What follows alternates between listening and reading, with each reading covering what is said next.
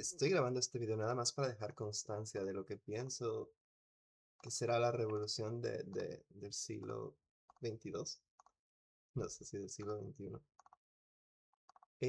Hace muchos años todos nosotros pensábamos como humanidad que la Tierra era el centro del universo, y este es quizás el ejemplo más citado por Thomas Kuhn en la revolución, en la historia de las revoluciones científicas.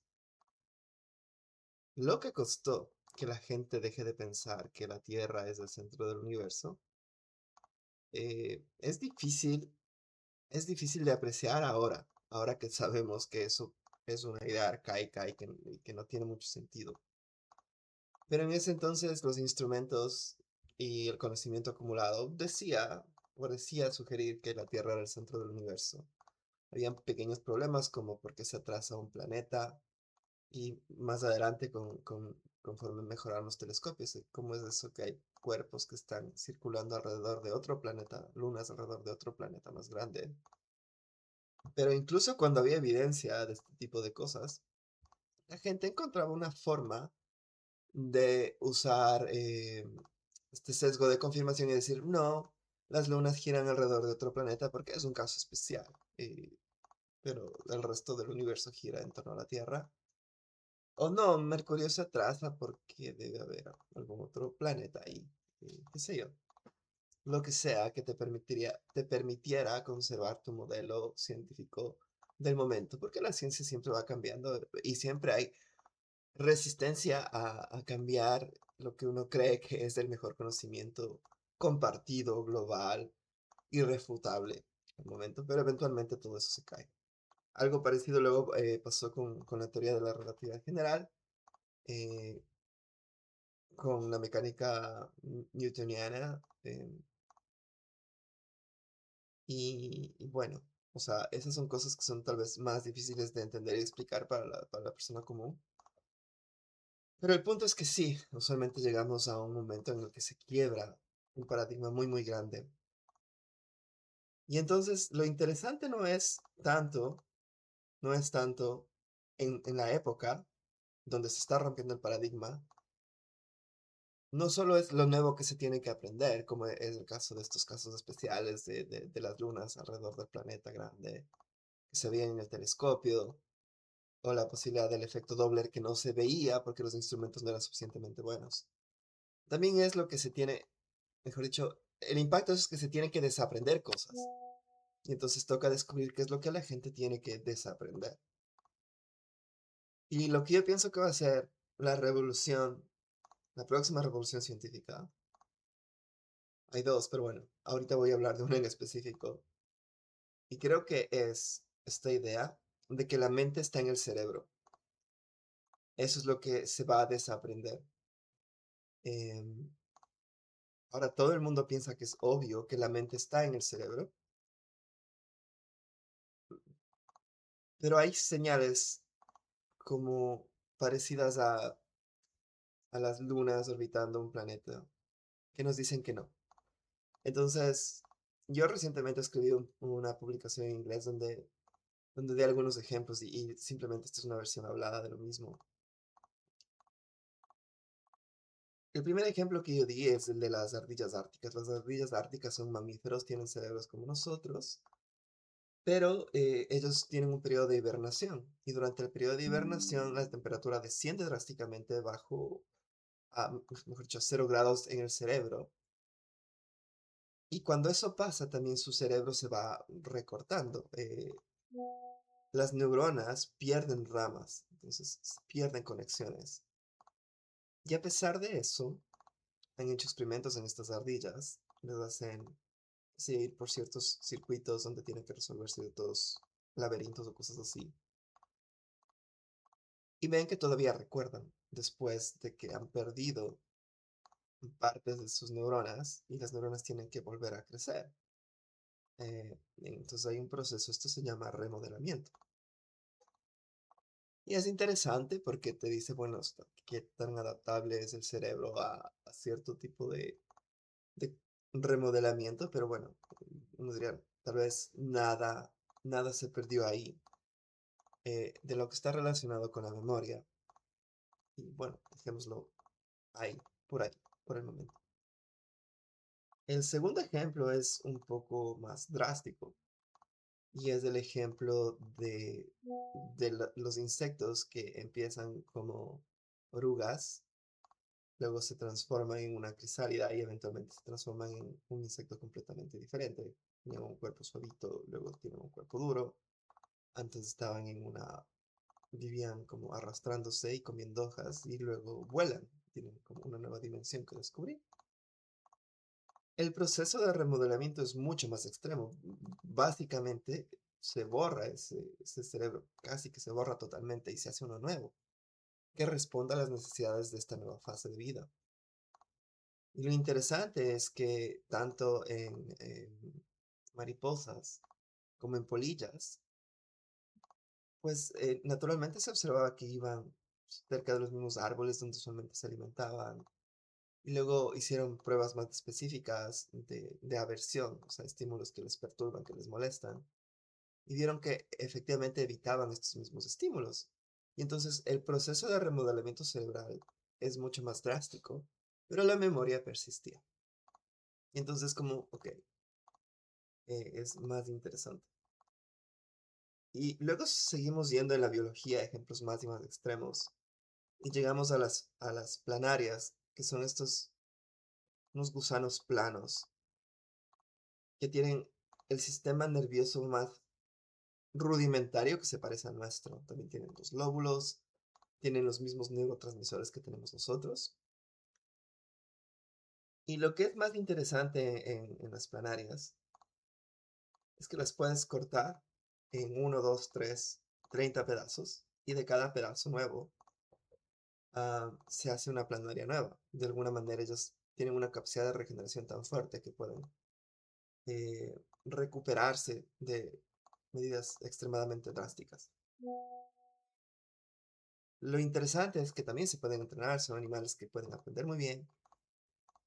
Y entonces, si tú le entrenas una planaria y le cortas la cabeza, si le quitas su cerebro, no tiene cerebro, la planaria va a regenerar el cerebro. Y cuando pruebas si se conserva el aprendizaje del entrenamiento, resulta que se conserva totalmente. Y entonces, usualmente hasta ahora, hasta los ejemplos previos, uno decía, bueno, por ahí se salvó una neurona, y esa era la neurona importante, ¿no? Eh, dentro del cerebro. Pero ahora estamos enfrentados a un escenario donde el cerebro desaparece totalmente, se reconstruye desde cero, pero al reconstruirse siguen ahí las memorias. Entonces la memoria no estaba en la neurona, no estaba en el cerebro, pero se pone más raro todavía. Hace un par de años hicieron el mismo experimento de aversión en mariposas que les comenté hace poco. Si las orugas le generas una aversión, en este caso fueron estímulos eléctricos, hacia el olor de la lavanda, cuando la mariposa emerge tenía una preferencia hacia evitar donde estaba la lavanda en el experimento. Pero como esto lo hizo un niño que amaba a sus mariposas, él siguió criando y se dio cuenta que las generaciones subsecuentes parecían también tener la aversión que tenían sus progenitores. Entonces hicieron una prueba estadística específica dentro de un experimento y vieron que efectivamente los hijos de las mariposas que fueron entrenadas, no las mariposas, sino las generaciones subsecuentes, recordaban ese entrenamiento. Entonces, ahora ya, quizás en el ejemplo de la planaria uno decía, se está conservando en algún lugar de las células restantes. Pero si las generaciones subsecuentes de las mariposas se recuerdan, es una manera de verlo. La investigadora dijo, bueno, entonces debe ser un mecanismo epigenético que es de regulación de los genes. O tal vez un mecanismo no genético. si hay un mecanismo, voy a pausar aquí porque si un investigador está diciendo, hay un mecanismo no genético de transmisión de memorias de un progenitor a su cría, y si únicamente tú transmites eso mediante genes, pero no es eso, usualmente, ¿qué es?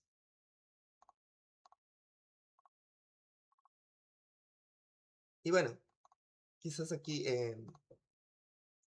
es un buen momento para reconocer que a nosotros, de momento, todo esto nos suena raro y especial. Y es por eso que pienso que así le sonaba a la gente cuando escuchaba que en el telescopio se veía que había lunas alrededor de otro planeta. Decían, "Mm, sí, pero hemos visto todos estos cientos o miles de años que los planetas están alrededor nuestro. Y así que el universo debe estar girando alrededor de la Tierra". Creo que cuando la gente escucha cada uno de estos ejemplos que acabo de dar, va a reaccionar así.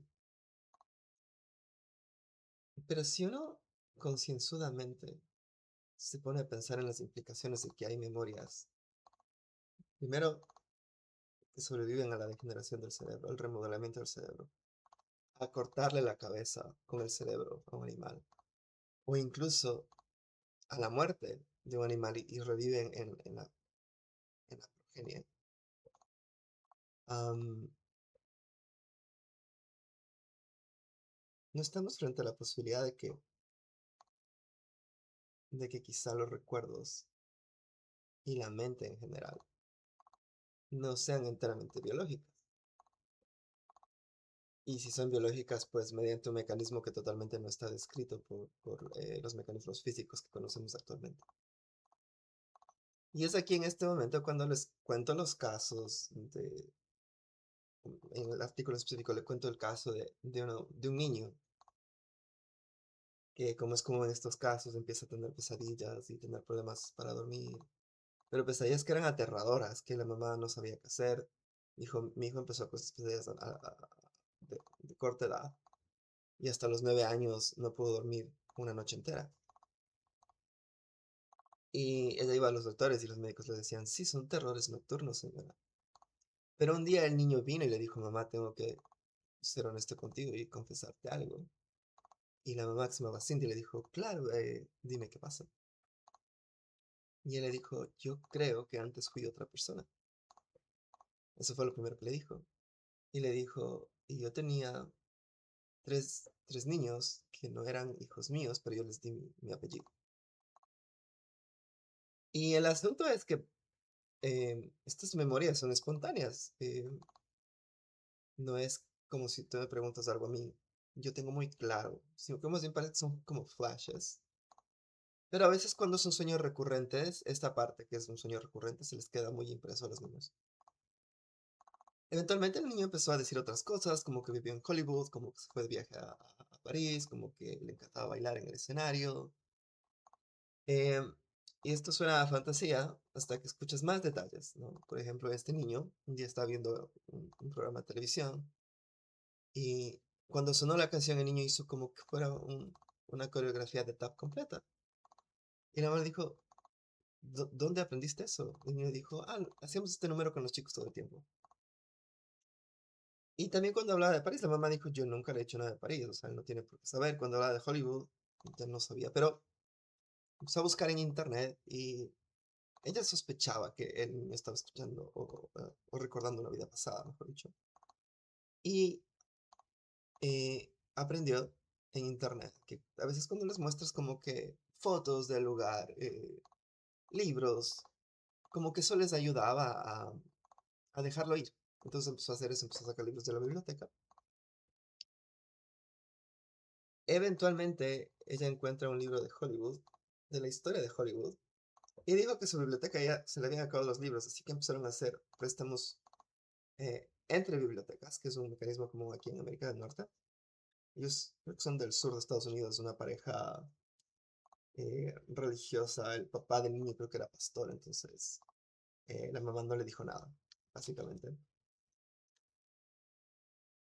Pero cuando encuentra en este libro una foto de una película que se llama Night After Night, el niño dice, mamá, ese soy yo con George.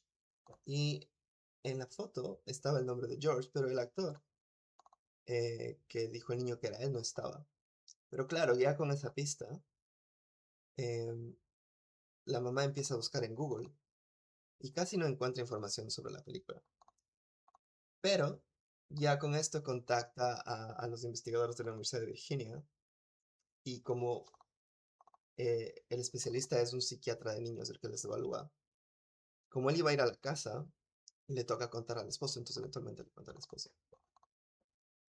Em, para hacer corta la historia, eventualmente trabajando con un archivista, historiador, encuentran quién es esta persona que se llama Martin Martin. Encuentran que la gran mayoría de cosas que el niño dijo, y cuando digo la gran mayoría será algo así como un 92%, en la gran mayoría de casos era acertado. Y son cosas como tenía una hermana mayor que era 3 años mayor y una hermana menor que era 3 años menor. Y por ejemplo, la hermana menor no había sabido de la existencia de la hermana mayor. Y cuando le preguntaron dijo que no, pero eventualmente después, gracias a la documentación, se ve que sí. Cosas como que dijo me morí a los 61 años y en el certificado de muerte estaba a los 59 años, pero cuando revisan el certificado del acta de nacimiento ven que el certificado de muerte estaba mal. Cosas extremadamente detalladas y raras. Y entonces, eso parece una cuestión desaforada religiosa, irracional, en el contexto en el que la mente es un producto del cerebro. Pero si nos flexibilizamos un poco y empezamos a entender empezamos simplemente a recordar todas las instancias en donde parece haber una transmisión de memorias, donde cada vez, no solo que no se ve como involucrado, pero parece innecesario el cerebro. Yo me siento en una posición en la que pienso que em, debo ser más flexible respecto a estos hallazgos. Y si fuera un caso, está bien, pero de estos casos hay documentados 2.500 casos. El que les conté es uno de los mejores, obviamente. La mayoría de casos son niños que solo dicen dos que tres cosas. Pero en el 66% de esos casos, eh, cuando se busca una persona, se identifica que hubo alguien que vivió y que cumple las condiciones. O sea, las cosas que dijo el niño eran verdad de alguien más. Eh, cuando le preguntas a los papás, específicamente a las mamás, de una población en general, si su hijo tiene este tipo de recuerdos, con un cuestionario que es lo suficientemente profundo para uno tener la certeza de que no es como una sola cosa, sino algunas, am, el 3%, más del 3% de los niños exhibe un recuerdo. Y yo sé que ninguno de ustedes tiene estos casos, tal vez hablando ahí, diciendo, sí, yo me acuerdo de una vida pasada. El asunto es que la mayoría de niños deja de hablar de esas memorias y literalmente se olvida eso de los 5 años. De hecho, en este caso de este niño que les acabo de contar, él salió en una entrevista recientemente y decía, sí, yo sé que esto pasó, pero yo no me acuerdo nada. Y para mí realmente no es parte de mi historia, es parte de la historia de mi mamá. Porque claro, si algo te pasó entre los 2 y los 5 años, lo más seguro es que no te acuerdes. Y es lo que sucede en el caso de la mayoría de niños. Yo creo que es tiempo de que uno empiece a tomar seriamente estas cosas. Y a mí no me importa mucho que me hagan caso en esto, porque las cosas que son verdad eventualmente salen a la luz. Pero lo que quería decir es que yo creo que esa va a ser la revolución, la próxima revolución. Principalmente porque hay una obsesión con entender qué es la conciencia últimamente, principalmente producto de productos como ChatGPT, Claude y otros modelos de predicción de lenguaje. Pero gracias a eso hay full dinero, muchísimo dinero invertido en investigación sobre la conciencia y un enfoque social constante. Yo creo que esa va a ser la revolución, la próxima revolución científica. Y no soy el único que lo creo, pero no creo que se habla lo suficiente de eso, así que estaba haciendo ese video. Eso, mi gente, les dejo eso es todo por ahora. Mi nombre es Andrés Delgado, soy un médico y epidemiólogo. A veces escribo estas cosas en inglés, a veces en español, pero cuando escribo en blogs, usualmente lo hago desde un punto de vista más dinámico para precisamente fomentar el diálogo. Pero eventualmente a veces también escribo artículos científicos sobre estos temas. Tengo uno publicado y un par en proceso de revisión. Eso. Tengan un bonito resto de día.